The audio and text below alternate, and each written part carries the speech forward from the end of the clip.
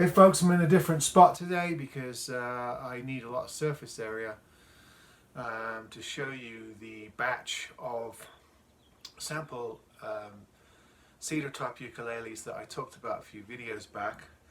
I've received samples from 4 different manufacturers, and some of them only sent me a couple. I actually only requested a couple, and the last 2 I'm going to show you sent 4 or 5. So this will be probably a 10-15 minute video at least, just to warn you. But what I'm looking for is maybe some feedback from what you see. I will play each one so you can hear a bit of what they sound like, although the distinction between the sound of each ukulele is probably not going to be too scientific as I play them just for the camera mic, but you can get an idea and we can talk about the specs of each one. So I'll jump right into it. The first one, I'm not going to name the manufacturer. We'll just call this manufacturer number 1, and their entry-level gig bag is this nice Calerda. Looks padded, looks perfectly adequate. It's got the pocket in the front. The sample, here we go.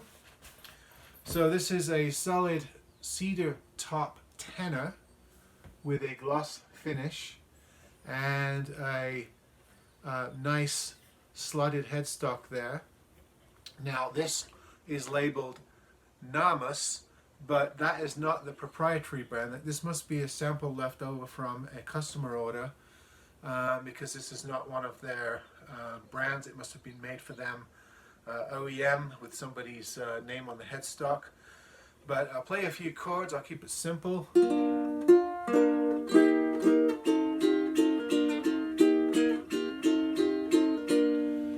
Just simple chords there. It's a nice gloss cedar top with abalone finish and what looks to be ebony. I think they're calling this a particular type of ebony offcut or something. It looks like rosewood, but it's not. So this is particularly nice. Bone nut and saddle. I really like the keys on this one. They're sort of like brushed chrome. They look really nice. Geared tuners on the side. Really handsome uke, rosewood board, mother pearl inlays. The one flaw that I found on this is the strings are just a hole, so I think you have to feed them through the sound hole and up through the hole to replace the strings. That's a bit of a deal breaker for me. I don't know how you feel about that. I prefer a tie bar bridge or even a pin bridge than having to thread those through, particularly if you're gigging or something. That would be a pain, but it is a very handsome uke. So this is a tenor from, let's call it manufacturer number 1. So let me move quickly on to the next one. Good features on that particular one I really like are I really like the slotted headstock on a tenor uke. I think it looks great, and the finish is really nicely done. The second ukulele from this particular manufacturer, and this is the upgrade bag. This is one they're charging a lot more for. I think it says Tina. It's a really highly padded gig bag. I'm not sure if it warrants the price difference between the first example and this example. I think these are twice the price, but it's got, let me show you inside, it's got a nice piece that holds the neck in place. So it's a really nice quality gig bag. I'll definitely consider it. So this is number 2, and it's the same sort of exactly the same, actually it is exactly the same cedar top and that sort of offcut ebony finish, and this is a concert, has the slotted headstock, and this is their proprietary brand Raisin perhaps. The differences between this and the tenor that I found, I thought it was the same ukulele at first. I'll show you really quickly. If you look at the back of the concert, look how square that neck foot is. Really square. Now look at the tenor. It's much more shaped. I prefer the shaped one rather than the squared off one. The other difference is this one has two, if you can see, two strap buttons, and this one only has one on the end, not one up here. So that's the difference there. But basically, with this particular brand, we're looking at cedar and ebony finish with the slotted headstock, and I can probably request that they go with the more nicely fluted or tapered neck foot rather than this square piece. That's something I can probably ask for. Everything I like about this ukulele, it's very sharp, except I don't like this style of bridge with just the holes that feed through. I think that is something I want to avoid. But again, it's a really nice gloss finished ukulele. The mahogany is really nice in the back. It's got the faced headstock. Really nice ukulele. Let me give you a quick play on this one. We've got a buzz there.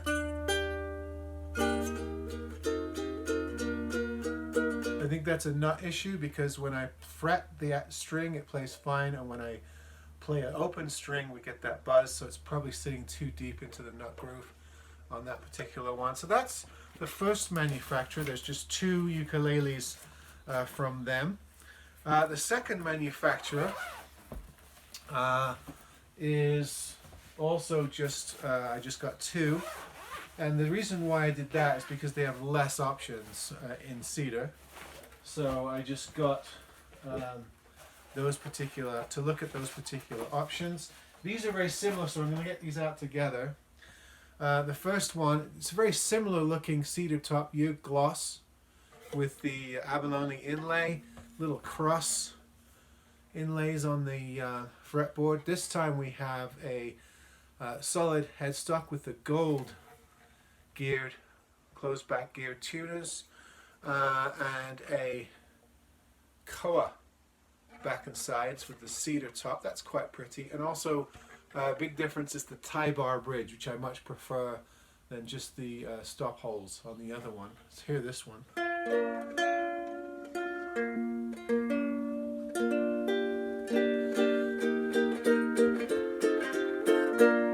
And very similarly from the same factory is exactly the same ukulele with rosewood in the back, and this one's got the gold strap buttons on it, and people seem to like the strap buttons on ukuleles. I don't particularly care for them. I don't use straps.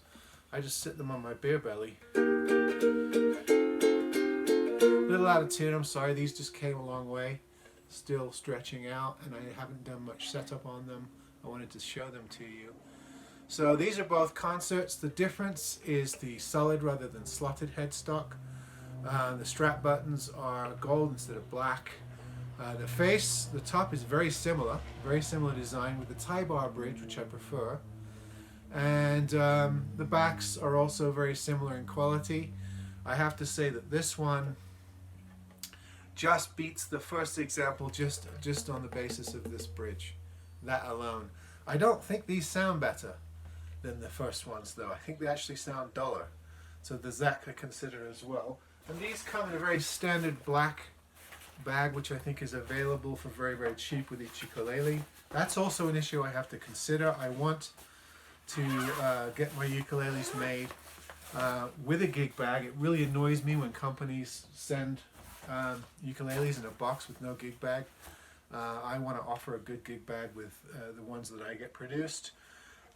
So this is the second factory sample. Now in the third factory sample, we're going to get to a little bit more variety. Let me pull these around here.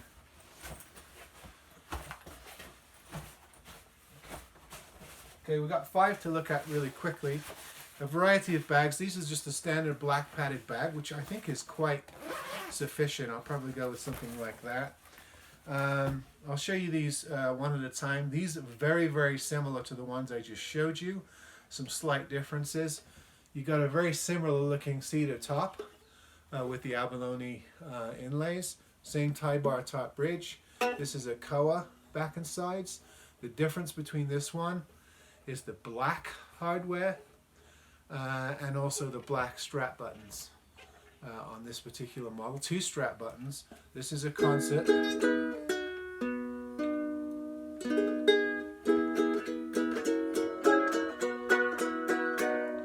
Just playing a quick, simple snatch of chords rather than anything too elaborate, because we've got a lot to go through. So this is very similar. These are Smiger. That's the company brand.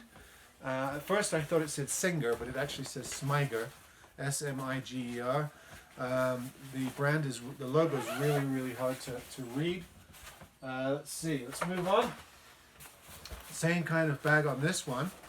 And here we have a different looking Cedar ukulele, top ukulele, with this different style of rosette. So it's not the typical inlaid abalone, which is very, very popular. And something else I want to consider also is having a unique look. And so far all the ukuleles look fairly similar. This one's got a bit of uniqueness to it with this wood inlaid rosette. It's got a really interesting style, a modern style of slotted headstock, or peg head if you call it that. These are gold and black buttoned geared tuners. I don't think they're as nice as the brushed chrome ones that we saw on the first sample. And then interestingly enough, it has a maple back and sides. Very plain maple, not flamed or bird's eye or anything, just a good plain maple. And these have really nice, interesting inlays on the ukulele.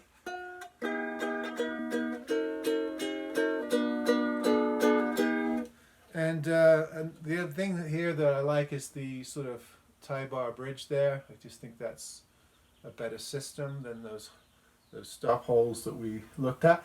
I like the front of this ukulele. I'm not sure how much I like this rosette. I'll have to think about it for a while. You let me know what you think.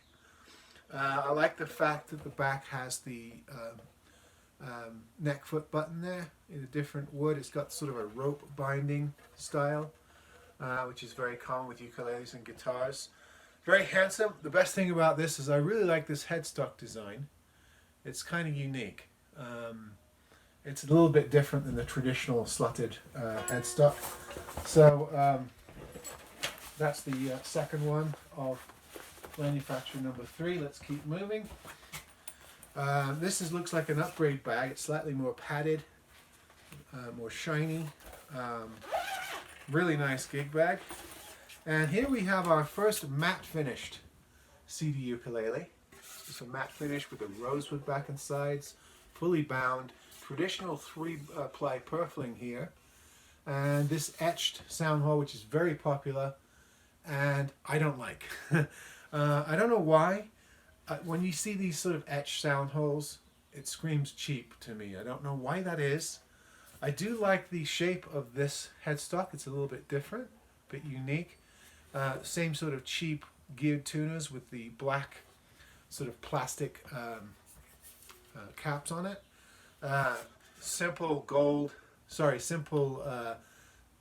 mother of pearl dots on a rosewood board.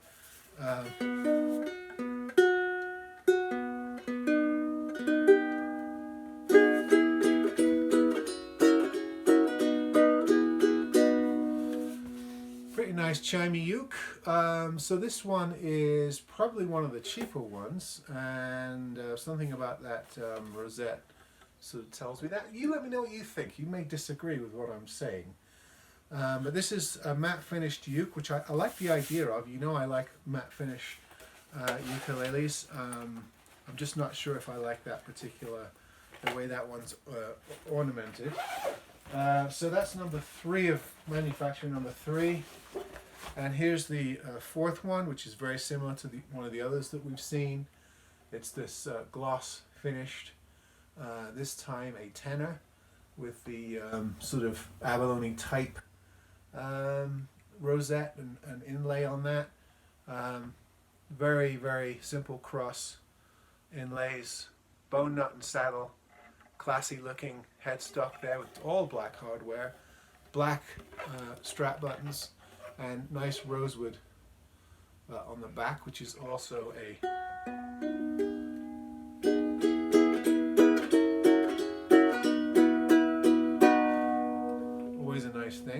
So this is very, very similar, just looking at a tenor version of it. And again, I can probably combine some of these elements if I ask the manufacturer to go with black strap buttons or brass or chrome. They can probably deal with stuff like that. I might even be able to get the one with the bridge I don't like switched out for a tie bar bridge. Here's something a bit different for you. This is a 27-inch tenor. It's got the same rosette as the other one, but it's a cutaway, and this is a koa back and sides with the cedar abalone around the edges with the cutaway. What do you think about cutaways, particularly sort of a it's odd sort of Venetian style? You've got full binding with a nice wood heel cap there, rosewood board with the ornate inlays, and again this sort of modern slotted headstock finish with gold and black capped keys. These are all bone nuts and saddles and solid cedar tops, by the way. Oh, that one sounds really nice.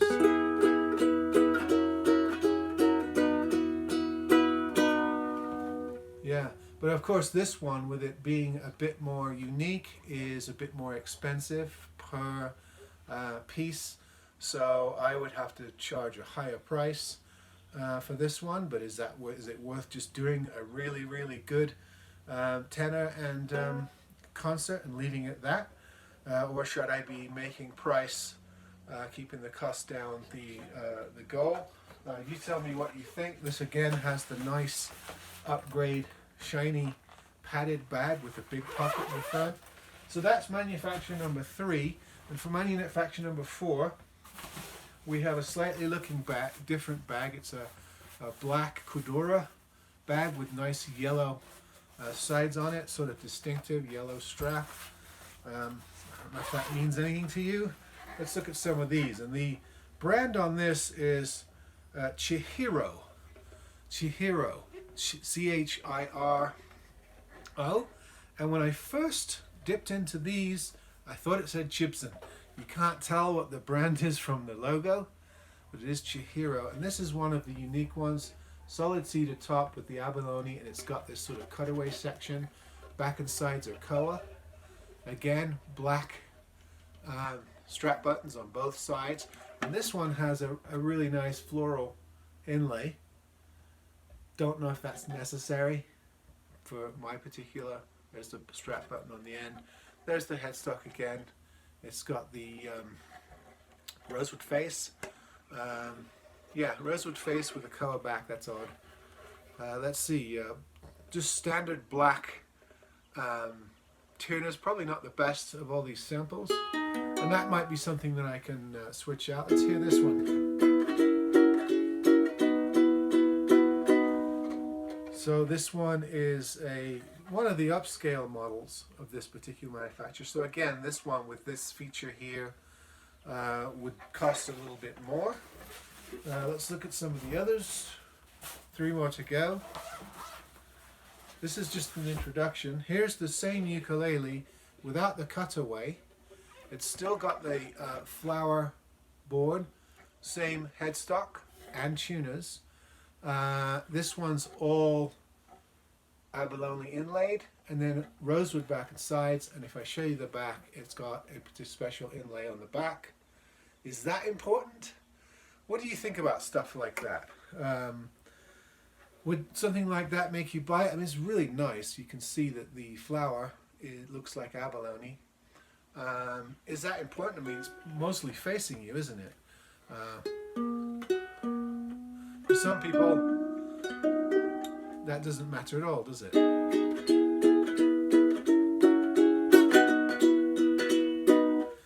So, you know, it's a lot like some of the other samples we've seen, but it's got this extra bling here, and really, other than that, it's very similar. This one's got the buttons bridge, pin bridge to pin the strings in. Do you like that as opposed to a tie bar? You let me know. I can work with either one of those, to be honest with you. Let's see, another sample again coming in the same bag, and here we have our second matte finished ukulele. This is not a Smiger, this is a Babson. So this is probably another customer order that they're using as a sample, something they made for someone. This is another reason why you shouldn't be a brand snob. Because what's on the logo now doesn't mean a whole hell of a lot. You can see the same factory is making various brands, or people are having them made and putting their logos on them, like I'm going to do. So really you should judge by the instrument itself. This is very similar to one we saw, I think, from manufacturer number 3. So it's this matte cedar finish, solid cedar, rosewood back and sides, slightly arched back on all of these, which is improved sound and also gives you some structural integrity. Tie bar bridge. This one does have brass strap buttons on it, which seems important to some people. And of course the matched rosewood faced, very, very traditional shield looking headstock. This one's much more simple and probably cheaper per piece. So this is something I could keep the top down. Again, I don't like the floral etching around the edge. It just seems ubiquitous on many, many, many ukuleles. I guess the abalone inlaid rosette does as well. For some reason, the etched floral just looks, screams CNC machine. I don't know why I'm so biased.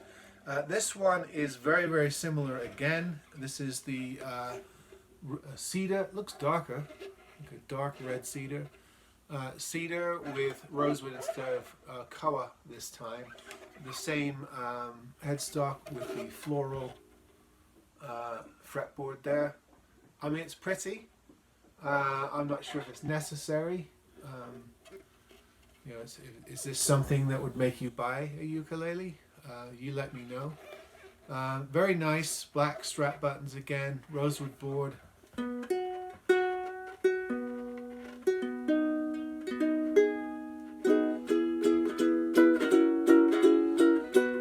Now these probably all sound very similar.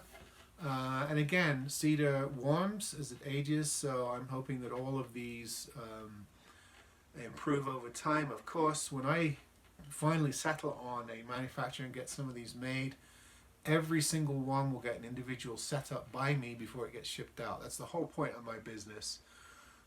So they're not going to arrive like you're hearing them now. I go through, just to remind you, I do a full setup, including fret leveling if necessary, definitely fret end beveling, which is often necessary. I check the nut, the action, the saddle heights. I go through the inside with a mirror. I look for any cracks or seams coming apart. So I'm going to do my own QC and setups on anything that I ship out. But I want a good standard stock model to start with good parts. I'm insisting on bone, and I'm insisting on rosewood for the board. I won't take anything less. And I want solid cedar on my models because it's something that I don't see a whole lot of people doing. So that's going to be my angle. And then everything else is up for grabs. I'd rather have a tie bar or a pin bridge rather than a feed hole bridge because I want people to be able to change the strings easily and not have to perform major surgery to do so. I think to feed the feed hole bridge that we talked about, it's hard to replace one string at a time. It'd be a lot easier to replace the whole set. But if you break a string and just want to replace one, you got to slacken all the strings off to get your hands inside to be able to feed that through. I want to avoid that. But give me your feedback. I know a lot of you uke enthusiasts and even you guitar players can chip in on the aesthetic qualities. This is all an experiment. I'm going to see how well it goes. I may eventually get a couple of guitars made and do a run of those as well. So this may go somewhere. It might just be an experiment that I do and move on from. We'll see. But I wanted to share every step of the process with you. So the samples have arrived. We've got 5, 9, 11, 13 lucky number samples. And you've seen each one now, 4 different manufacturers. I've got to rule out 3 of these manufacturers and then pick a couple of models We can probably do some customizing. We can change certain things, but I need to find one of these that's going to work as to provide a good stock model. Of course, I'm going to spend time playing these, and probably do another set of videos where I concentrate on each individual manufacturer in just one video. But this is an introduction to all these. I just want to get some basic feedback from you. All right, thanks a lot for your attention, and I'll see you next time.